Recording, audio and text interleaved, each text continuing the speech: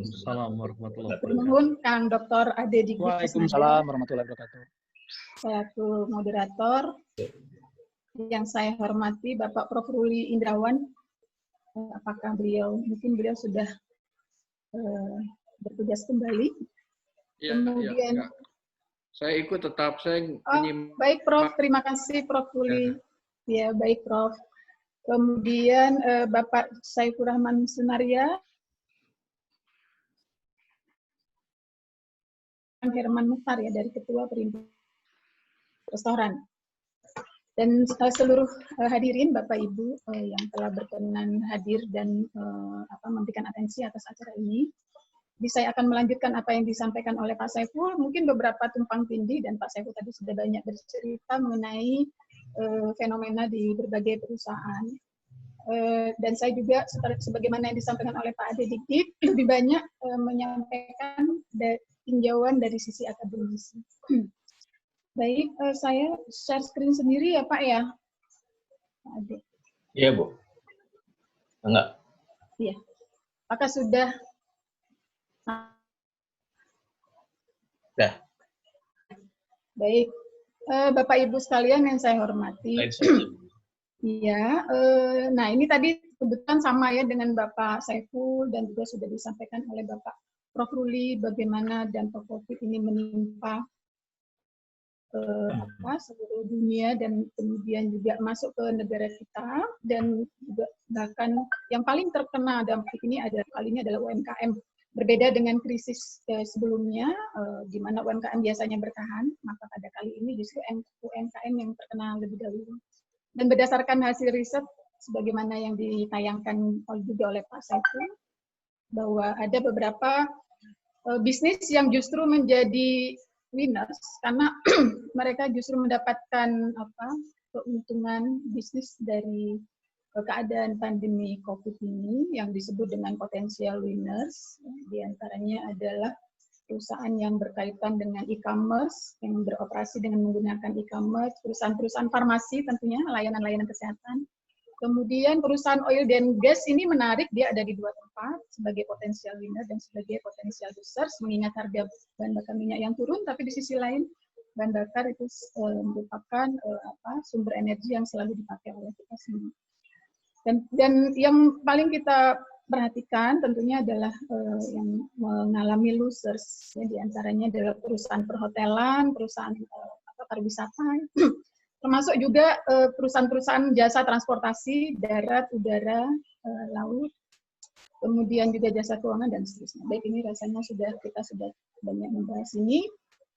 Nah, Bapak Ibu, perusahaan dalam berbagai rekomendasi yang diberikan oleh berbagai para ahli dan termasuk juga share best practice dari berbagai perusahaan, bahwa dalam rangka menghadapi pandemi COVID ini perusahaan harus melakukan analisis sensitivity. Jadi dia harus melakukan penilaian ya terhadap dirinya sendiri, bagaimana dampak COVID ini, seberapa besar dampak COVID ini menimpa kondisi keuangan, kondisi bisnis perusahaan. Jadi ada yang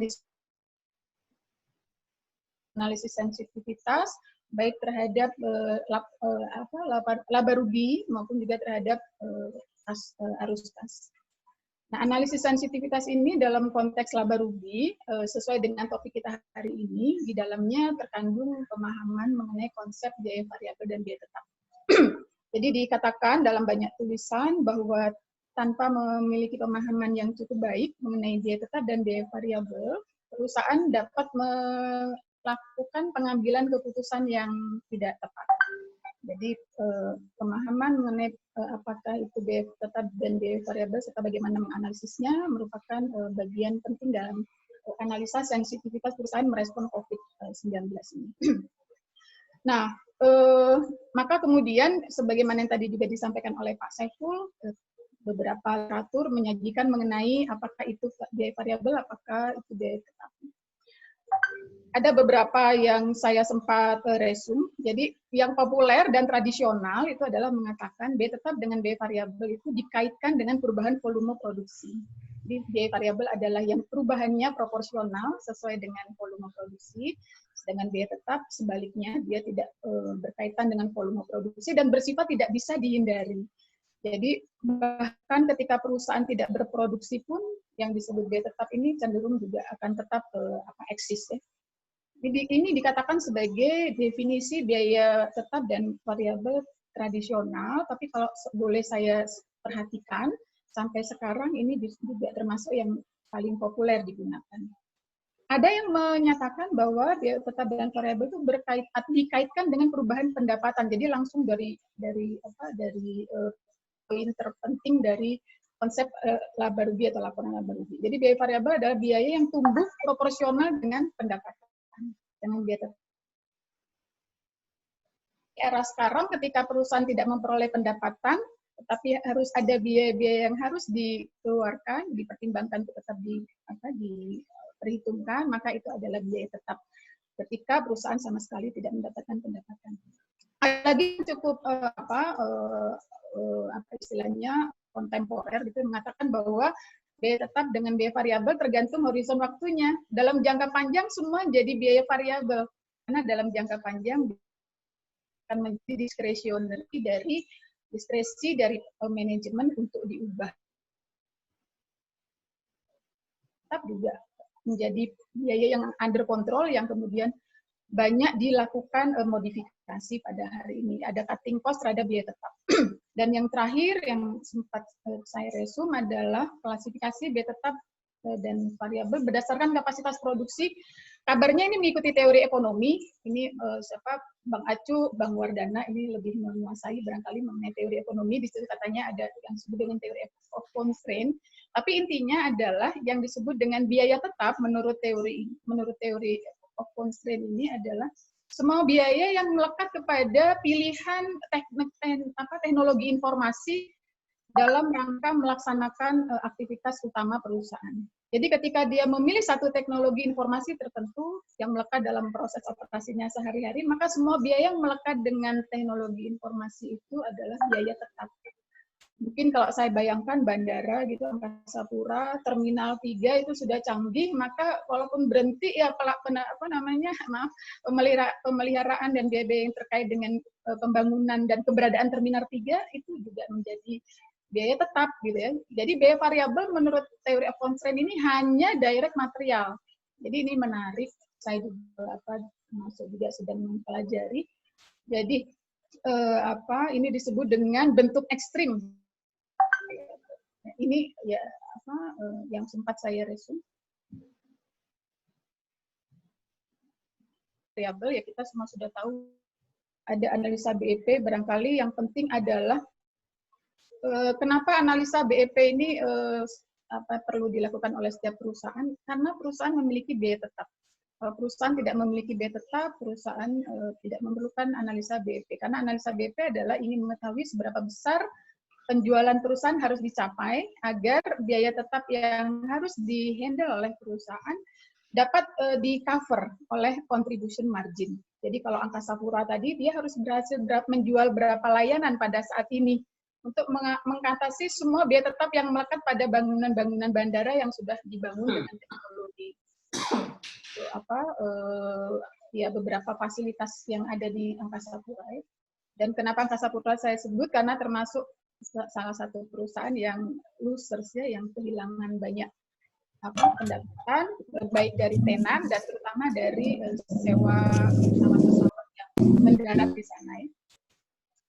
Baik, kemudian analisa kedua yang populer yang memanfaatkan biaya tetap dan menggunakan biaya tetap dan biaya variabel adalah analisa leverage. Nah, berbeda dengan break-even point. Break-even point ingin mengetahui berapa banyak penjualan yang harus dicapai supaya perusahaan bisa minimum menutupi biaya tetap terlebih dahulu. Nah, sementara analisa leverage ini risiko perusahaan. Jadi berdasarkan analisa leverage ini, saya coba buatkan simulasinya. Kalau perusahaan biaya tetapnya 50.000, maka ketika dia mengalami kenaikan volume produk terjual 0,25,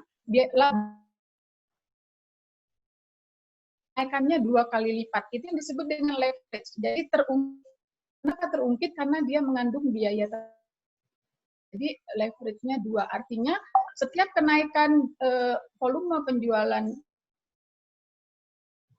4, maka kenaikan laba operasinya akan 0,5. Begitu juga kalau dia naik biaya tetapnya, maka leverage-nya akan meningkat 2,5. Jadi kenaikan di volume akan mengakibatkan kenaikan laba operasi lebih besar lagi 2,5 karena biaya tetapnya lebih besar. Jadi dalam kondisi normal biaya tetap ini memberikan keuntungan, gitu ya, karena dia melever. Tapi pada saat yang sama, kalau terjadi penurunan, nah ini yang relevan dengan saat ini. Kalau menurun dari 2.000 ke 1.500 saja, dia turun 0,25, maka otomatis laba operasinya turun 0,5. Turunnya 2 kali lipat. Gitu. Jadi leverage ini juga menunjukkan risiko. Semakin besar leverage, semakin besar risikonya. Atau kalau kita terjemahkan dengan bahasa biaya tetap dan biaya variabel, semakin besar biaya tetap perusahaan pada saat kondisi buruk, menurun penjualan bahkan hingga 0 gitu, maka perusahaan yang biaya tetapnya besar ini risikonya meningkat paling besar. Oleh karena itu memahami biaya tetap dan biaya variabel menjadi penting bagi perusahaan. Ini tadi yang saya bacakan kesimpulannya. Jadi pada perusahaan yang mengalami kenaikan memiliki biaya tetap besar, ketika mengalami kenaikan volume penjualan maka semakin besar kenaikannya, tapi ketika mengalami penurunan volume penjualan semakin besar penurunannya. Sehingga leverage operasi ini mencerminkan risiko perusahaan yang menyimpulkan bahwa perusahaan dengan biaya tetap besar, seperti Angkasa Pura, besar sekali, pabrik-pabrik dengan mesin-mesin yang besar, begitu, itu adalah perusahaan-perusahaan yang pada saat ini paling terdampak besar dengan pandemi itu. Nah, kemudian ada beberapa catatan yang berhasil saya kumpulkan. Lalu bagaimana perusahaan menganalisis biaya tetap dan biaya variabel? Ya, bagaimana memperlakukannya? Nah, menurut beberapa paper, biaya variabel lebih relevan untuk keputusan untuk memutuskan apakah perusahaan akan tetap berproduksi, akan berproduksi berapa banyak, dan akan bagaimana penjualan. Jadi biaya yang relevan untuk pengambilan keputusan adalah biaya variabel. Biaya tetap dikatakan tidak relevan. Kenapa? Karena menurut menurut satu tulisan, biaya tetap itu merupakan biaya yang sudah terjadi. Jadi kalau Angkasa Pura ya ketika terjadi kasus saat ini ya dia sudah nggak bisa lagi mengutak-utik semua capital expenditure yang ditanamkan atau diinvestasikan pada gedung dan semua fasilitas di Angkasa Pura. Sehingga itu disebut sunk cost. Jadi apapun yang mau dilakukan oleh perusahaan termasuk hotel, setelah dia membangun seluruh hotel dengan semua teknologinya, misalnya liftnya, eskalatornya, kamarnya, ya, kunci-kuncinya dengan teknologi. Begitu mereka sudah bangun itu semua, ketika kondisi COVID ini menerpa kita, maka semua biaya itu menjadi tidak relevan lagi untuk diutak-utik gitu ya, untuk dianalisis lebih jauh, karena sebenarnya dia merupakan sunk cost. Jadi apa yang relevan? Yang relevan adalah biaya tetap. Karena biaya tetap ini merupakan incremental cost. Jadi ketika kemudian hotel misalnya beralih jasanya dari melayani tamu, kemudian sekarang melayani para dokter, melayani perawat, bekerja sama dengan pemerintah, maka biaya-biaya pelayanan kepada pemerintah, penyediaan suasana-suasana yang aman, yang secure di hotel, tambahan-tambahan layanan yang disediakan oleh hotel untuk para dokter dan para perawat, itulah yang relevan untuk dianalisis. Begitu itu volumenya bertambah, maka dengan sendirinya perusahaan akan mengalami peningkatan keamanan dari keadaannya, karena berarti semua biaya tetap yang sudah menjadi sunk cost itu kemudian dengan sendirinya tertutupi. Yang sudah menjadi sunk cost ya sudah gitu, karena itu sudah terjadi, nggak usah ditutup lagi. Justru kita mencari mana saja ini inovasi-inovasi penjualan, inovasi-inovasi layanan yang bisa kita tawarkan dengan biaya-biaya baru atau mungkin biaya-biaya direct yang lama yang kemudian mampu menutupi biaya tetap. Ingatkan 5 menit lagi, Bu. Ya, baik, terima kasih Pak Dr. Adedidik. Nah, kemudian biaya tetap dikatakan juga biaya tetap seperti misalnya bandara itu kan akan dialokasikan kepada berbagai produk ya, berbagai layanan atau berbagai unit yang menghasilkan pendapatannya, pada tenan, kepada sewa pesawat mendarat ya dan sebagainya ya, sehingga disebut alokasi biaya tetap. Jadi biaya tetap itu dialokasikan pada banyak produk. Nah, ketika perusahaan tidak menggunakan secara maksimal biaya tetapnya, maka berarti dia tidak menggunakan kapasitas produksinya secara maksimal, maka berarti secara ekonomi ada analisis opportunity cost di dalamnya. Jadi ketika dia mengabaikan kapasitas tertentu yang ada di perusahaan yang sebetulnya bisa dieksplor, maka berarti dia punya opportunity cost di dalam operasinya. Kemudian ini sekedar mengingatkan saja bahwa ada istilah direct cost, indirect cost. Direct cost dan indirect cost tidak otomatis inline dengan biaya tetap dan biaya variabel, karena direct cost dan indirect cost itu terkait dengan apa objeknya. Kalau produk, maka direct cost produk. Kalau departemen, direct cost. Kemudian ada lagi controllable, uncontrollable. Nah ini juga kita cenderung mengatakan yang controllable itu adalah biaya tetap, yang uncontrollable biaya variabel atau sebaliknya. Tetapi menurut literatur ternyata tidak demikian. Tidak dengan sendirinya biaya variabel itu tidak identik dengan terkendali, dan biaya tetap juga tidak identik dengan tidak terkendali atau terkendali, karena bisa saja suatu biaya yang ada dalam satu departemen tidak bisa dikendalikan oleh koordinator departemen itu, tetapi dikendalikan oleh departemen yang lain. Karena biaya itu misalnya dikelola secara terpusat di perusahaan. Jadi sangat tergantung apakah biaya itu bisa dikendalikan oleh manajemen di level tertentu. Baik, lalu bagaimana strateginya? Saya coba sedikit mengutip dari Deloitte. Deloitte ini ada beberapa, Deloitte ini sebuah, kita semua tahu ya, salah satu the Big Four. Dia punya beberapa skema-skema rekomendasi, begitu yang saya kutip hanya inventory, mungkin yang paling dekat dengan topik hari ini. Jadi meningkatkan jumlah pesanan, ya, kemudian baik batch-nya maupun frekuensi menjual safety stock, jadi persediaan yang masih tersisa segera dijual, kemudian meninjau distribusi, mengeksplorasi peluang memanfaatkan stok konsinyasi, jadi kalau bisa dia konsinyasi aja gitu, dan sebagainya. Jadi ada beberapa. Kemudian, nah ini satu hal lagi, ada catatan sedikit saya kutip dari googling, ada perusahaan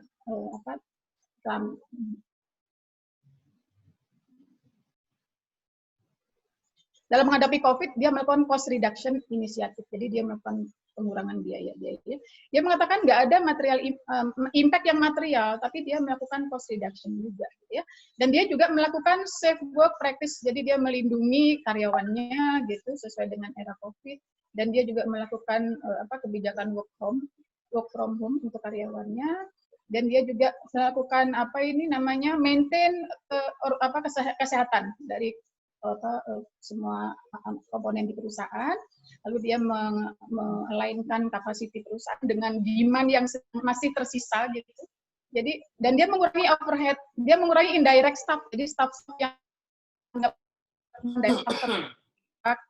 yang outsourcing gitu, yang temporary itu dia kurangi. Ya. Kemudian dia mengurangi biaya perjalanan, corporate event sampai dengan dan biaya lain. Ini contoh lah bahwa perusahaan-perusahaan besar pun nih kalau saya lihat dia perusahaannya bergerak di real estate dan seterusnya. Nah, lalu apa yang bisa kita catat berarti sebagai penutup? Jadi perusahaan kita perlu melakukan analisis sensitivitas. Jadi pertama lakukan analisis sensitivitas dengan membuat skenario optimis dan moderate. Berdasarkan hasil diskusi saya dengan beberapa CFO, beberapa teman-teman yang berada di pelaku perusahaan menengah kecil, bahwa skenario optimis, moderate, dan pesimis ini dikaitkan dengan kapan berakhirnya pandemi. Jadi kalau yang paling optimis adalah berakhir puncaknya April, berarti berakhir Juni. Ya, yang modern ini Mei, ya, ini yang paling banyak dipegang, termasuk kita pemerintah sampai 29 Mei kita nggak boleh keluar. Ya, kemudian perlu masa recovery-nya 3 bulan. Jadi kalau puncaknya Mei, berakhir Agustus, recovery-nya sampai November. Itu yang dilakukan oleh perusahaan. Mungkin tepatnya setiap perusahaan berbeda, tapi intinya adalah mereka melakukan stress test dengan cara seperti ini dengan masa asumsi recovery-nya 3 bulan. Kemudian membuat analisis sensitivitas. Ya. Dalam konteks hari ini adalah sensitivitasnya berkaitan dengan laba dan rugi. Jadi kalau situasi normalnya sekian pendapatannya, maka kalau menghadapi optimis tadi selesainya bulan Juli, puncaknya April gitu, maka penjualan mungkin 60%. Tapi kalau puncaknya baru Mei, selesai Agustus, mungkin penjualan hanya bisa mencapai 40%. Kalau berakhir sampai akhir tahun, recovery-nya tahun depan mungkin paling jelek sekali kondisinya 5%. Katakanlah simulasinya seperti itu, lalu disesuaikan semuanya, mulai dari biaya produksi dan seterusnya, termasuk biaya administratif dan biaya pemasaran. Lalu setelah itu, lakukan strategi. Komponen biaya tetap yang mana yang harus dilakukan cutting? Komponen biaya tetapnya yang mana yang prioritas. Lalu kembalikan lagi, lakukan analisis sensitivitas lagi berdasarkan strategi yang baru, lalu terapkan. Nah, beberapa strategi saya juga menyampaikan sebagaimana yang disampaikan oleh Pak Saiful, mungkin hanya sedikit berbeda. Kalau saya mengatakan ada katakanlah 3 kategori, perusahaan yang sangat kuat, perusahaan yang cukup kuat, dan perusahaan yang kritis. Nah, perusahaan yang sangat kuat berdasarkan wawancara saya dengan beberapa perusahaan, dia kuat tapi dia menghadapi perusahaan di hilir dan di hulu yang mengalami terdampak COVID. Gitu. Lalu apa yang dia lakukan? Ini menarik, mereka mengatakan kami melakukan sharing pain. Jadi caranya gimana? Dia berikan keringanan kredit kepada para nasabah, kepada para pelanggan. Ya, alhamdulillah kita cukup bergembira dengan keadaan ini. Dan dia juga memberikan penanganan tenaga kerja yang tidak bisa work from home karena harus di lapangan, memberikan insentif berupa food insentif begitu, diberi makanan tambahan dan juga APD. Dan kepada masyarakat mereka juga berkenan memberikan program-program CSR, mendukung pemerintah untuk melakukan secara mandiri, baik mengalihkan program, misalnya mereka biasanya melakukan mudik bersama, biaya-biaya mudik bersama dialihkan ke CSR. Biaya bencana alam dialihkan ke CSR. Dan tentunya ini dia lakukan terus-menerus, profit sensitive analysis. Lalu yang tengah, yang cukup kuat, nah dia melakukan selective investment. Jadi karena cukup artinya dia hanya dalam beberapa bulan kuat, sampai akhir tahun kalau masih berlangsung, maka sehingga dia dari sekarang mulai melakukan selective investment. Jadi rencana-rencana investasi yang menghasilkan IRR juga di rumah sakit. Dia tolak. Ya, lalu negosiasi dengan proyek yang sudah berjalan, minta perpanjangan waktu dan minta juga kelonggaran pembayaran dan jangan disebut sebagai kesengajaan karena ini adalah faktor force majeure. Melakukan penjualan aset gitu, kalau perusahaan membangun aset di luar core bisnisnya, misalnya bandara bikin hotel, maka hotel yang bagus dia bisa jual atau partnership. Sedangkan dia kalau punya tanah kosong dia bisa jual untuk mengantisipasi jika pandemi COVID belum berakhir sampai bulan Desember, kemudian dia mengalami mismatch. Mengajukan juga kredit modal kerja, ini paket kebijakan dari perbankan, kemudian melakukan workforce protection, jadi skenario-nya adalah utamakan dulu mereka aman dulu pekerjaannya, kalaupun harus dirumahkan dengan gaji penuh atau dengan negosiasi, dan kalaupun kemudian karyawan memilih keluar, maka golden shake hand, mereka diberikan tunjangan yang cukup. Demikian, kemudian juga dengan sendirinya terus-menerus melakukan profit and sensitivities. Dan yang terakhir, yang kritis,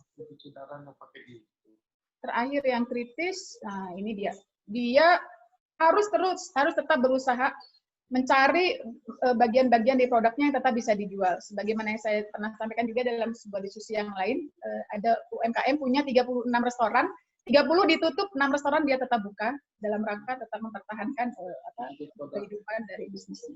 Kemudian yang kedua, dia menutup sementara beberapa perusahaan yang lain, beberapa bisnis yang lain, yang memang untuk sementara belum bisa berjalan. Kemudian tetap menagih piutang-piutang yang potensial, terutama yang memiliki cash flow kuat, menjaga hubungan baik dengan pelanggan dan pemasok, karena ini akan bersifat hanya sementara, melakukan negosiasi dengan kreditur, dan menjaga hubungan baik dengan karyawan. Setidaknya kepada karyawan diberi 2 hal. Yang pertama, kepastian lapangan kerja, bahwa apabila situasi ini sudah berakhir, mereka akan dipanggil kembali. Dan kalaupun mereka mau berhenti, diberikan golden shake hand, yang cukup baik bagi mereka. Oke, demikian Pak Ade Dik-Dik, ya, siap. apa yang saya sampaikan. Mohon maaf kurangannya, semoga bermanfaat. Assalamualaikum warahmatullahi wabarakatuh. Terima kasih Bu Tetet. Bu Dr. Tetet tadi menyampaikan bagaimana pemahaman tentang biaya tetap dan variabel ini sangat dibutuhkan dalam melakukan analisa sensitivitas dengan berbagai skenario optimis, moderat, dan pesimis ya, karena ini juga nanti akan berpengaruh terhadap bagaimana strategi yang mesti dilakukan oleh perusahaan.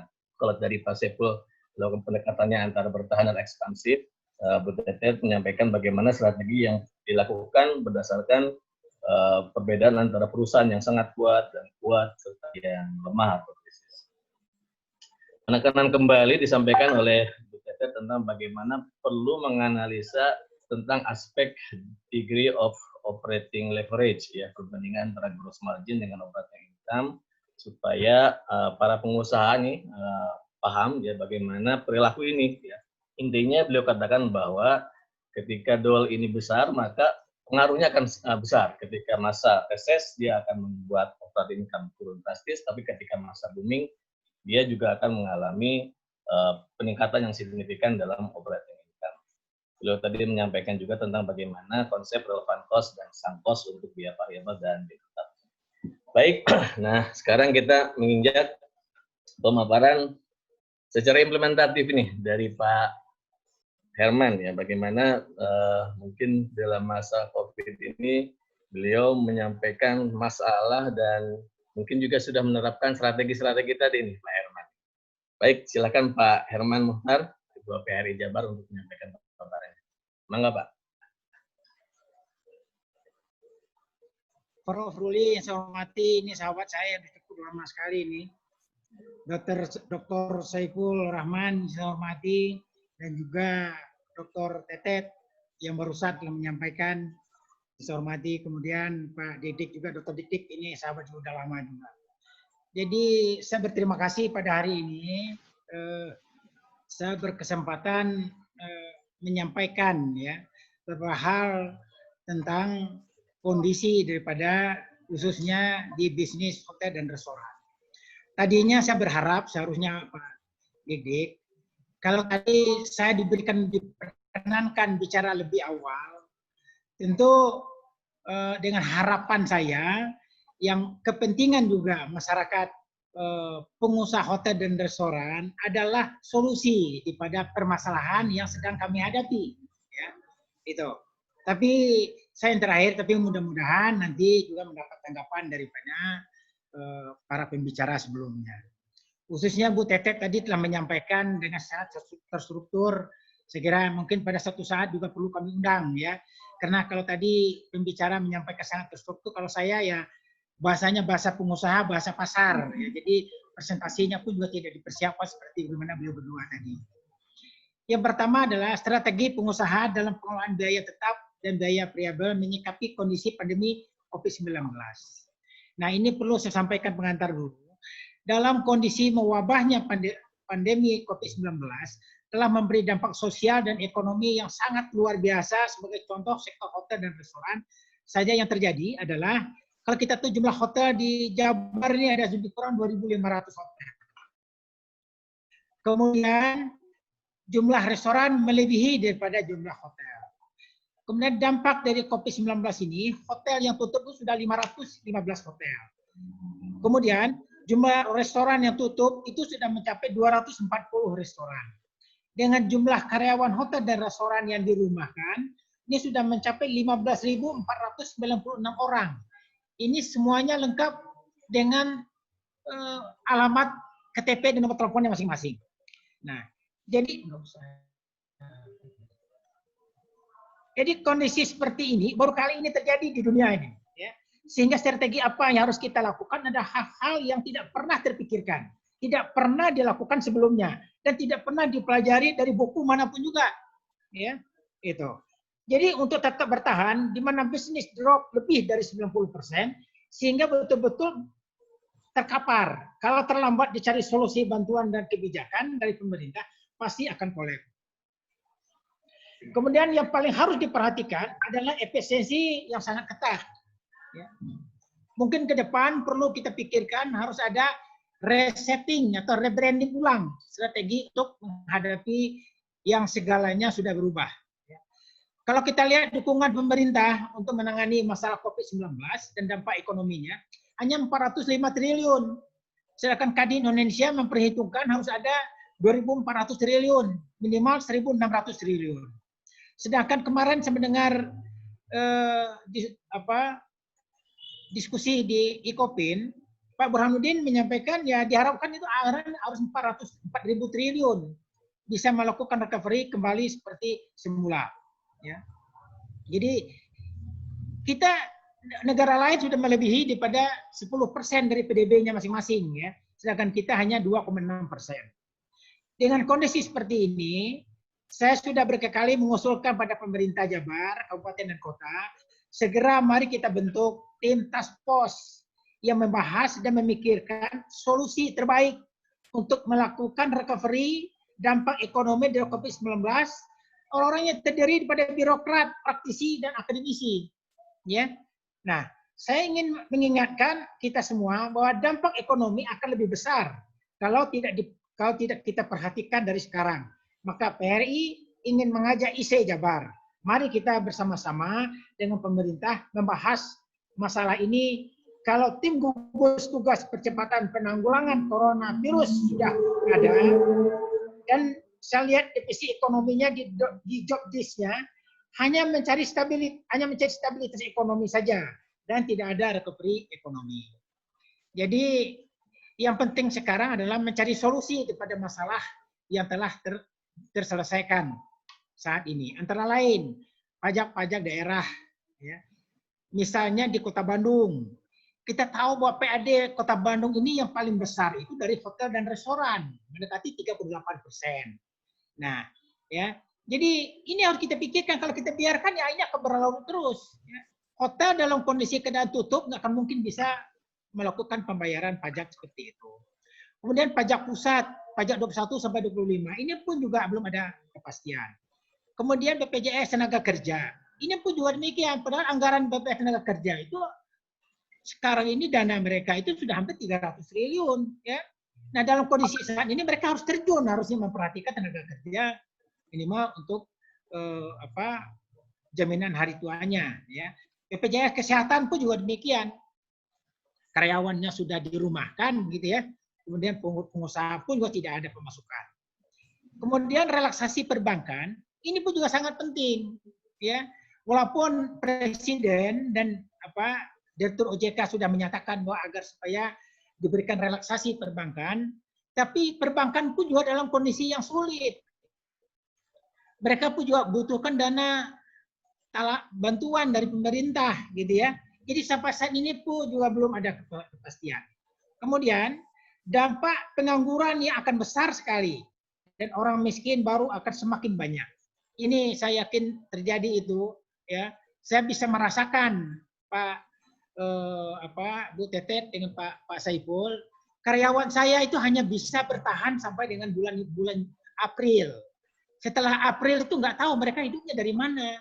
Sedangkan perusahaan pun sendiri itu pendapatan per bulan itu hanya cukup untuk membiayai karyawan dan bayar bank dan sebagainya, ya. Jadi sama nasibnya dengan karyawan. Nah, jangan salah bahwa Pak RK dalam kampanye dan programnya selaku gubernur bahwa pariwisata menjadi lokomotif ekonomi Jawa Barat. Nah, jadi ini harus menjadi perhatian kita semua. Jadi oleh sebab itu saya ingin menyampaikan bahwa yang paling penting bagi kita pada saat ini, baik pakar, terutama dari IC, mari kita mengarah kepada apa sih pemikiran kita, solusi kita yang harus kita lakukan. Kalau kita bicara masalah, semuanya udah tahu masalah semua.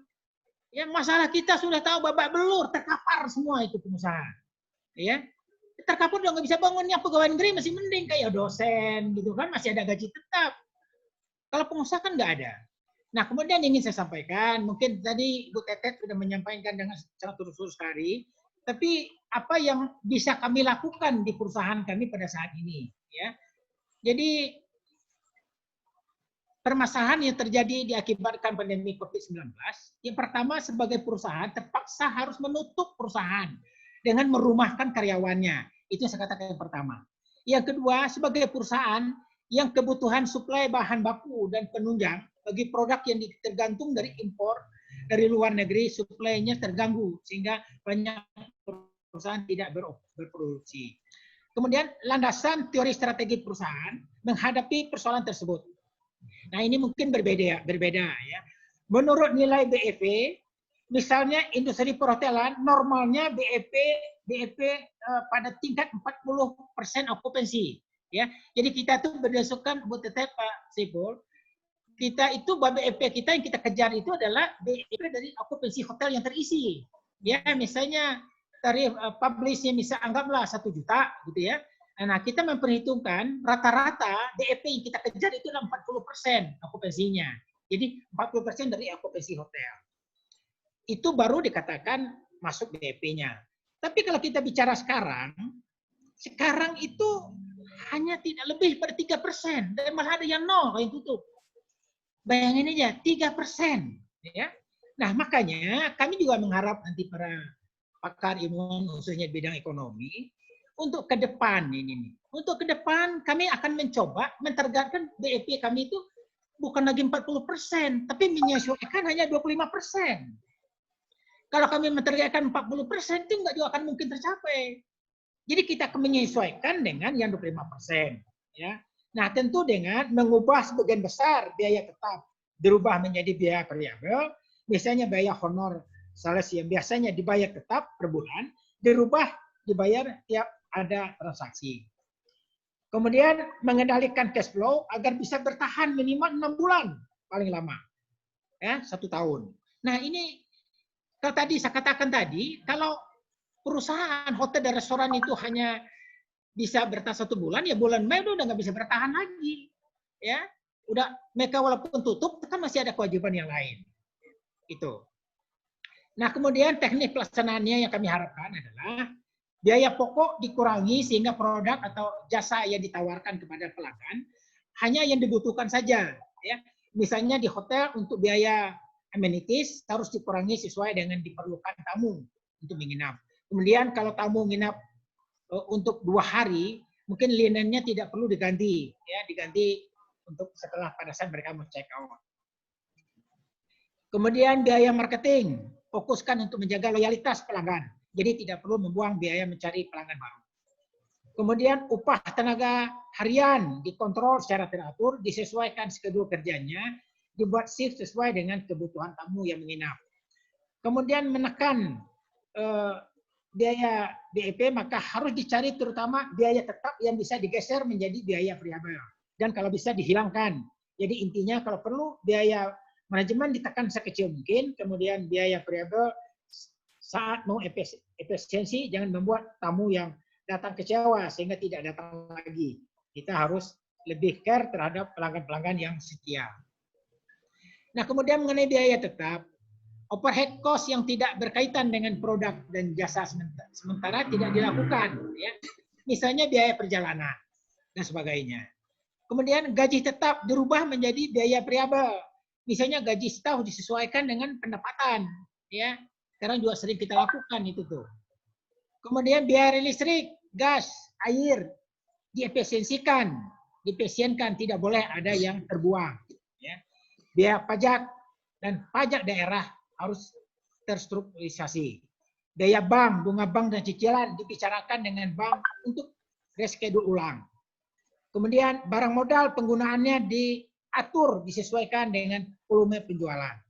Kemudian tidak ada biaya lain yang tidak berhubungan dengan penjualan. Jadi kesimpulan harapan saya adalah kami berharap agar supaya dengan adanya tim task force bersama, jadi jangan birokrat berpikir secara birokrat, pakar ilmuwan berpikir secara keilmuannya. Sedang kami ini selaku pedagang, selaku praktisi bisnis, ya ini harus bisa kita perhitungkan semua, ya sehingga saya katakan tadi harapan saya UTT bisa mengarah kepada kondisi COVID ini tidak ada, belum pernah terjadi di dunia. Dan dicari di buku-buku juga belum pernah ada kondisi seperti ini kan. Nggak bisa penanganannya seperti kondisi yang sudah-sudah. Ya, itu. Jadi harapan kami adalah demikian. Ya, kami mengharapkan tanggapan dari yang hadir pada hari ini bisa memberikan masukan kepada kami yang positif. Ya, kita mencari solusi kita bersama untuk Jawa Barat khususnya. Kalau nasional itu walaupun ada kewajiban nasional. Tadi saya bicara dengan Pak Pasca Suseta, ya kita ini banyak persoalan-persoalan itu nyangkutnya di nasional. Kebijakan restrukturisasi perbankan adanya di pusat, PL adanya di pusat, pajak adanya di pusat. Kalau pelaksana di daerah tidak bisa mengambil keputusan kalau belum ada gongnya dari pusat. Kalau presiden udah ngomong, itu JK udah ngomong, ya. Nah, tapi kalau ini dibiarkan berlarut-larut, ini udah terkapar betul ini pengusaha. Nggak bayar listrik, usaha diputusin. Ya kan? Itu. Nggak bayar pajak, kita kena denda. Denda oke lah kita bayar 3%. Itu pun juga susah. Jadi, ini pun juga saya berharap kita sama-sama mendorong kepada pemerintah daerah Jawa Barat. Saya pun udah bikin surat, baik kepada Gubernur Jawa Barat, kepada Wali Kota, kepada Bupati Jawa Barat. Ya, kita bikin surat agar mari kita perhatikan ekonomi. Jadi kita memperhatikan masalah COVID ini juga ada timnya yang khusus, tapi masalah recovery ekonomi ini pun juga ada tim yang khusus dari sekarang kita pikirkan. Begitu berlalunya COVID-19, kita udah mulai action apa yang harus kita lakukan ke depan, mempersiapkan agar saya tidak terlalu lama. Ya, ini kan menurut perhitungan itu dikatakan bulan Juni. Tapi ada juga yang mengatakan Agustus, ada juga yang mengatakan Desember. Kita belum ada pegangan. Sulit kita untuk melakukan strategi kita ke depan itu mau gimana. Ya. Jadi harapan saya terutama kepada pembicara dan juga kepada yang hadir pada hari ini, ayo kita sama-sama kita memikirkan, minimal kita pikirkan adalah Jawa Barat. Ya. Sekian, terima kasih. Wassalamualaikum warahmatullahi wabarakatuh. Waalaikumsalam. Terima kasih Pak Herman. Luar biasa pemaparannya. Beliau menyampaikan dan mengingatkan bahwa hotel di Jawa Barat yang 2.500 ini 515 sudah tutup. Kemudian resto yang lebih dari ribuan, 2.500 lebih, itu 240 sudah tutup dengan yang sudah di PHK lebih dari 15.000 orang. Strategi yang beliau gunakan ya sementara bertahan karena kondisi ini baru dirasakan pertama kali, ya, kondisi COVID ini, sehingga skenario-nya mungkin belum bisa dipetakan sebelumnya, gitu ya. Beliau menyampaikan bahwa tentunya untuk menanggulangi masalah ini perlu adanya kolaborasi pentahelix ABGCM, akademisi, bisnis, government, media, dan community, supaya dampak pandemik ini khususnya di bidang bisnis dan ekonomi ini segera selesai atau ditanggulangi. Beliau sampaikan juga sejauh ini beliau sudah melakukan strategi-strategi mulai dari pengurangan biaya overhead cost, kemudian juga efisiensi marketing cost, kemudian mengkonversi, melakukan restrukturisasi dari biaya-biaya variabel, biaya tetap menjadi base-nya adalah biaya variabel, dan juga tentunya mengurangi barang modal. Di samping menurut beliau ada yang sudah menerapkan mau tidak mau mem-PHK karyawan. Demikian pemaparan dari Pak Herman Mohtar. Baik rekan sekalian, di sini ada sekitar 100 lebih partisipan yang sudah bergabung dengan kita. Kami membuka sesi tanya jawab yang bisa disampaikan nanti kepada siapa. Untuk yang pertama kami